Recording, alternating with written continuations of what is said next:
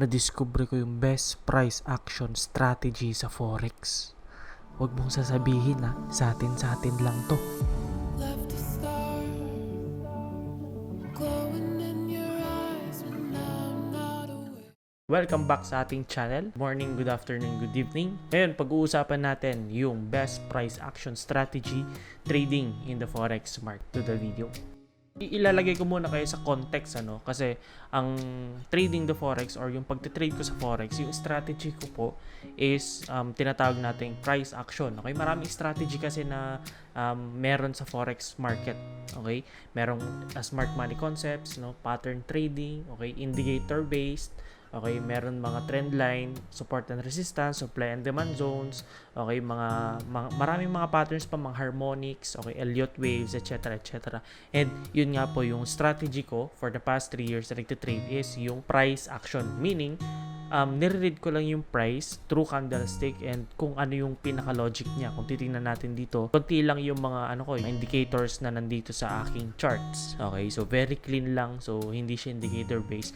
Nagbe-base ako doon sa galaw lang ng price. Okay, so dito i-share ko sa inyo kung paano ko ginagawa. For me, sa akin, the best na strategy for my point of view or from my point of view na tinitrade ko yung forex kasi dito ako komportable. I-share ko sa inyo yung pinaka basic lang, yung pinaka hindi lahat ng strategy ko kumbaga dito i-share ko yung pinaka basic summary nung pinaka strategy ko, okay, na kung saan niya yung binulong ko sa inyo kanina na sa atin lang to. So dito kasi it requires you to have a expert or expertise around candlestick. So bibigyan ko lang kayo ng context dun sa candlesticks on how I view. Okay, ang candlestick kasi merong ganyan na candlestick.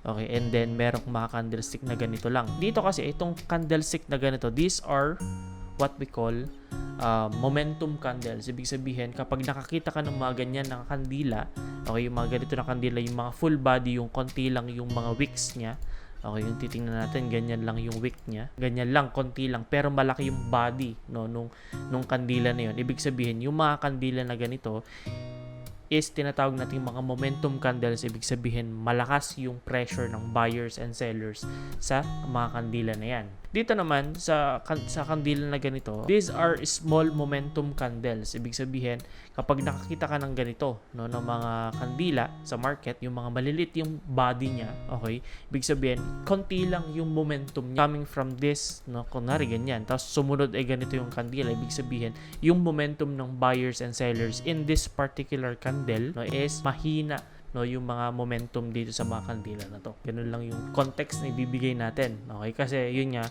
from the past video, di ba, meron tayong video about support and resistance. I will put the link anywhere in the screen, yung support and resistance, kung paano natin makukuha or makikita yung mga zone na yon. So, kung hindi mo pa napanood yon, ilalagay ko yung link dito. Yung i-share ko kasi na core strategy sa inyo is through momentum and candle sizes. So una, we need to identify first support and resistance zones. So di ba parang ganito, okay? Punta tayo sa kahit anong pair, anong gusto yung pair. Sige, pound USD. Okay, di ba pag support and resistance, di ba magpa-plot tayo ng mga panic move or yung mga memory zones, di ba? From the past video. So this is a support and resistance zone. Okay, so kasi na-reject siya dito, na-reject, and then na-reject siya in the future price projection. This is a support, tapos naging resistance dito, tapos dito naging resistance. Okay, ito yung number one na strategy or yung isang number one na pwede mong gawin kapag nakakita ka ng isang zone or key level in this area. So dito, you must see candles getting smaller as they approach the level of SNR zone because it shows price is losing its momentum. So ganito, di ba? Coming from our candlestick context kanina na una, di ba meron tayong candlestick na mga maliliit at malalaki or yung mga big momentum and small momentum na mga kandila. Okay? So, for example, dito, kung bakit nangyari itong sell-off na to nung Friday or nung kailan ba to, nung September 13, di ba? We have a number one, meron tayong zones or resistance zone in this area. Right? Now, yung price kasi, kung titignan mo, it's going uptrend. Right? Now, meron tayong tinitignan dito na mga kandila. Okay, kung titingnan natin, lagyan natin sa 4-hour time frame. So, 'di ba sabi ko, you want to see smaller candles na approaching dun sa isang zone na 'yon. Okay, so let's say for example dito, buyers nag-push siya dito, thus giving them a hard or a big momentum candle in this area. Pero nung mga sumunod ng mga kandila, kung titignan mo, yung mga kandila niya maliliit na. No, hindi gaya ng ganitong kandila.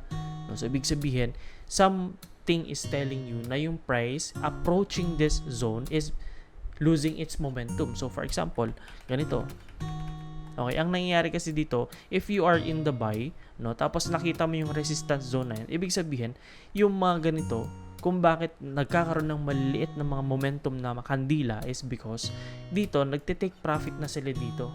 Okay, kasi from the memory, from the past, no, yung zone na to, nag-push siya ng ganitong kalaki. Okay? So, ibig sabihin, yung mga naka-buy dito or yung mga merong buy positions in this area, they trigger the memory na, uy, papalapit na tayo dito sa zone na to. So, baka mangyari yung ganitong push. So, dito, magko-close out ako ng mga positions para hindi masayang yung mga na-gain ko from this area to this area. Maghanap pa tayo ng ibang examples. Dito naman meron tayong example number 2. Okay, on Aussie dollar. First, we plot the support and resistance zone. So basically dito sa may area na to. Okay, so pwede mong ilagay sa body, okay, or pwede mong ilagay sa wick. Kung titingnan natin, merong zone of support dito sa may area na to. Yung pro tip number 1, no, na you want to see smaller candles approaching, no, dun sa zone na yon. So look at this one. Look at these candles, no, yung mga kandila na yan. Okay, nag-sell. Okay, dito nag-sell ulit. Dito nag-sell pero papalitan na papalit yung ano nila, yung momentum candles. Ibig sabihin, yung sellers dito sa area na to, yung selling pressure is paunti na siya ng paunti, thus giving this a strong support na nag-bounce yung price in this area. Okay, so meron ulit dito sa may area na to. No, kung titingnan natin, dito meron tayong resistance in this area, around this area, no, this zone. Okay, pero ang ginawa ng price, no, hindi siya na-touch. So this is still a valid na support and resistance zone. Okay, kung titingnan mo, candle number 1, candle number 2, candle number 3, no, candle number 4, papalit na siya ng papalit. Kung titingnan mo, papalit ng papalit. Yung buyer's momentum in this area is losing its momentum, no, na kung saan dito sa may area na to, nagkaroon na siya ng range, no, na malilit na yung kandila, no, low momentum candles, thus giving this yung zone na to nag-push ng resistance, no, nagkaroon ng sell-off. So, yun yung pro tip number 1 natin or yung isang price action strategy. Pro tip number 3, you want to see some color change or color candle change, no, when the price is approaching that zone. For example, dito, no, kung titingnan natin dito sa may area na to, this is a zone of support kasi meron tayong strong na push from this area. So, ibig sabihin, maraming buyers in this area.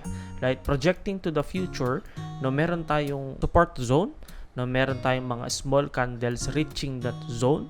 And then, kung titingnan natin, you have to see candle color changes. So, kung titingnan natin, red, green. Uy, merong nagpapakita or merong nagsasabi sa iyo, no, na meron ng mga buyers in this area. Then red ulit dito, red ulit dito. Tapos nagbiglang green. So you want to see some color changes when price is approaching a support and resistance zone. Example number 2, support and resistance zone, look from the left, right? Titingnan natin, this is a memory zone. Merong panic, no? So, ibig sabihin, tong zone na to is a strong support and resistance. So, as you can see dito sa may area na to, big green candle, lesser na big candle. Tapos, pagdating niya dito, merong malit na kandila. Tapos, merong malit ulit na kandila dito, pero naging red na siya. Dito, medyo lumaki ng konti, no? Pero maliit pa din, nasa range pa rin siya. Tapos, kung titingnan natin dito, meron siyang confirmation candle na kung saan dito, meron na siyang momentum candle, pero nag-iba na yung kulay. Dapat meron kang support and resistance zone. Okay, number 2, dapat makita mo na parang umaakyat lang yung umaakyat or gumagano lang, nagwe-wave yung price, or ibig sabihin, yung mga kandila approaching those zones is lumiliit ng lumiliit. Okay, and then number 3, no, is dapat makakita ka ng color change. Okay, so such as this one. So this came from green, no, tapos naging red. So from here, kapag gusto mong magkaroon ng mga selling opportunities in this area, pwede ka mag-short position in this area, possible ride the trend in this low, no, sa mga lows na yan. So, take profit ka na in these areas. Okay?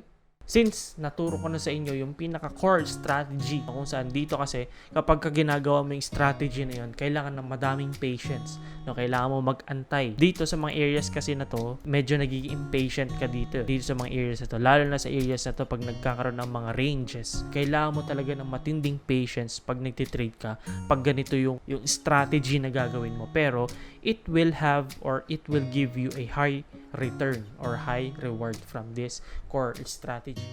Okay, ano naman yung mga dapat iwasan na price action kapag ka ginagawa mo yung strategy na to? Number 1 na kailangan mong iwasan, big candles approaching a zone is a big no if you are planning for reversal trades.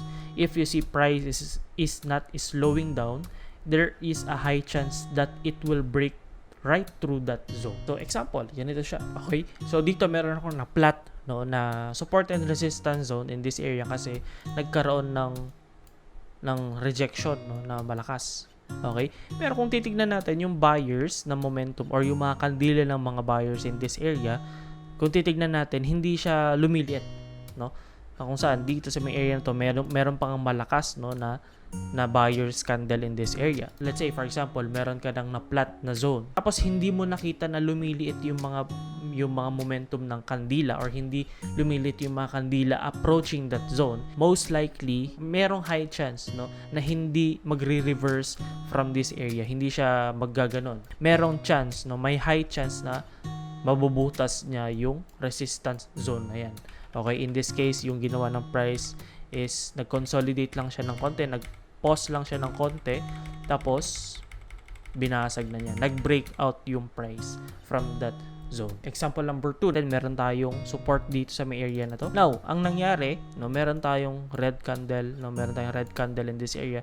Meron tayong red candle pero ganun yung body niya. Pero ang ginawa ng price, nag-consolidate siya lang ng konti. Ayun, nag-breakdown na siya. Ito, merong red candle, merong red candle. Red candle pa rin pero this is a very bearish na kandila kasi inverted hammer. Okay, so ibig sabihin, ito kasi itong kandila na to, it is very bearish. Ang nangyari, pause lang siya ng konti, tapos binutas niya na yung support in this area. Ito yung mga iiwasan mo na kapag yung mga kandila na yun is hindi siya lumiliit or hindi naglo-lose ng momentum approaching that certain zone, merong high chance na bubutasin niya yung zone na yun and magtutuloy siya pababa or magtutuloy siya pataas. Sobrang pinaka-basic yun pero kung magpa-practice ka and alam mo yun, ibibigay mo yung oras mo or maglalaan ka ng oras para ma-master mo yung mga concept na to, is magkakaroon ng malaking impact sa pagtitrade mo. Recap lang natin. So, number 1 na gagawin mo is identify a strong support and resistance. Okay? Tapos, yung pangalawa mo na observation na gagawin is you need to see slow momentum candles reaching or approaching that zone. Number 3, dapat makakita ka ng color change sa mga kandila na yon. So, for example, green, red, may nakita kang red, green ulit sa red na yon. So, pag may mga nakita ka ng color changes sa mga kandila, pwede ka na mag-enter or pwede mo nang enteran yung mga positions doon.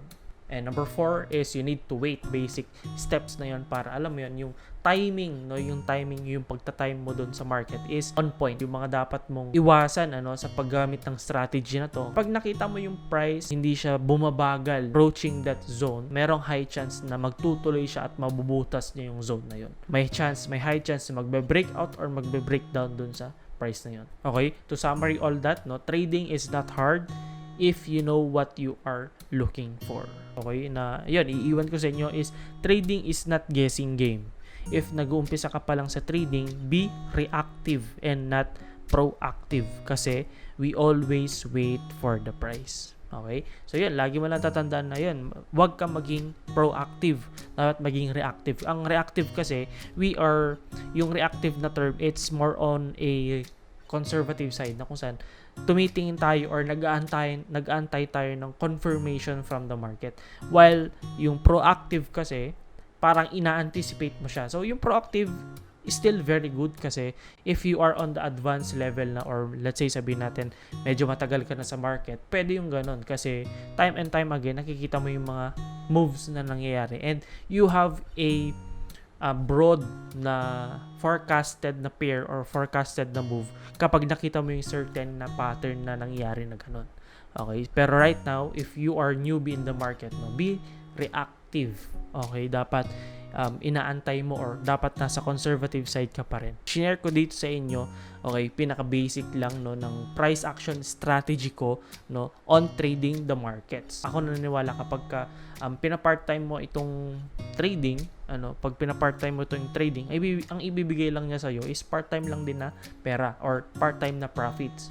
Okay, pero if you want to level up yourself or if you want to be a professional level no or kung gusto mong kumita ng seryoso or seryoso na kita dito sa forex market, ako po nagme-mentor ako no, meron akong mentoring program. I will share with you kung ano yung mga tinitingnan ko sa market or kung paano ko i-approach yung market in very simplest or simple way. Itong mga share ko dito or yung mga candlestick, okay, I'm very proud kasi yung mentoring na yon is hindi ako nagtuturo ng mga candlestick doon, hindi ako nagtuturo ng mga trend line, hindi ako nagtuturo ng mga support and resistance. Okay, kasi yung mga yon, yung mga areas na ganito, yung mga tinuturo na ganito sa internet, it's very generic. Makukuha mo lang ng libre yan sa internet. Okay, na kung saan doon yung tinuturo ko doon, it's marami, no? Most of my videos kasi is nire-release ko sa Discord. Okay, nandito meron tayong private na kung saan kapag nagkaroon ka ng interest dun sa mentoring ko is i-release ko lahat ng video dito sa Discord. Okay, so yan, may mga states of the market, logic into trading, okay, reason behind the trades or reason behind the states, okay, mga samples, yung mga economic calendar, kung paano mo basahin, no, understanding the releases, okay, sobrang dami dito, tracking the data, okay, market nature, okay. Ayan, yung mga territories, mga territory breaks, okay, may mga active workspace tayo, okay, may mga, ayan, yung mga core strategy ko sa market, okay, i-share ko sa inyo, okay, rise trade example, okay, mga breaches, okay, mga intro to pair selection, okay, ano ba yung mga tamang pair or ano ba yung mga gumagalaw na pair for that every trading day, okay, mga time frames, okay, yon yung momentum, okay, fading the momentum, okay, madami, digestion, etc., equilibrium, okay, ayan, yung mga correlation, tuturo ko dyan, okay, yung mga classification system, ituturo ko din, okay, mga volumes, okay, supply and demand, no, tapos yung mga reason behind supply and demands, okay, logic and panic extremes, no, so sobrang dami, and ayan, mga precision entry, precision trading, okay, kung saan dito kapag ka nagkaroon ka ng interest or gusto mong i-level up, gusto mong i-step up, no, yung trading mo, i-email mo lang yung email address doon sa description box and my secretary will accommodate you in getting you in this mentoring program. Ayan, para alam mo yun, if you want to be serious and you want to gain or you want to profit from the market on a serious manner, no, why not try? So basically, ganun lang yung video na to, hindi ko napapatagalin. Kapag ka nadagdagan yung learnings mo sa market dito sa video na to, give me some love and okay, hit mo yung like button na yun, kahit dalawa, no? Tapos kung gusto mong i-share, no, i-share mo sa mga kaibigan mo na gusto matuto mag-trade yung channel natin. Para sa mga bago po, if hindi ka pa nakasubscribe, mag-subscribe ka na and hit that notification bell, para ma-notify ka sa mga susunod ng videos ko na gagawin. Marami pa akong mga nakaplano, no, na mga contents para, alam mo yun, pag nag-release ako ng video is ma-notify ka. Okay, sobrang dami, mga candlestick, magagawa ko ng mga contents about candlestick, mga trend lines, mga patterns na basic lang din. Gagawin natin as juicy as possible. Sobrang grateful ako kasi dumadami na yung viewers natin. And yan, sa mga 200 views from my past video, sa recent video natin, nag 200 views siya and medyo na-excite ako kasi yun nga, yung mga videos ko lang naman dati, nasa 20 views lang, nasa 30 views, pero dumadami tayo and yun nga, I'm still very grateful. And ikaw na nanonood ngayon, sana mag-subscribe ka na and yun, share mo lang yung video na to if you found value in this video. Yun lamang po, no? This is IC, trade well, trade good. Hope this video helped you out. See you sa next. Okay? If you are new, welcome back. Okay, welcome back. It is the best already. Na-discover ko yung best price action.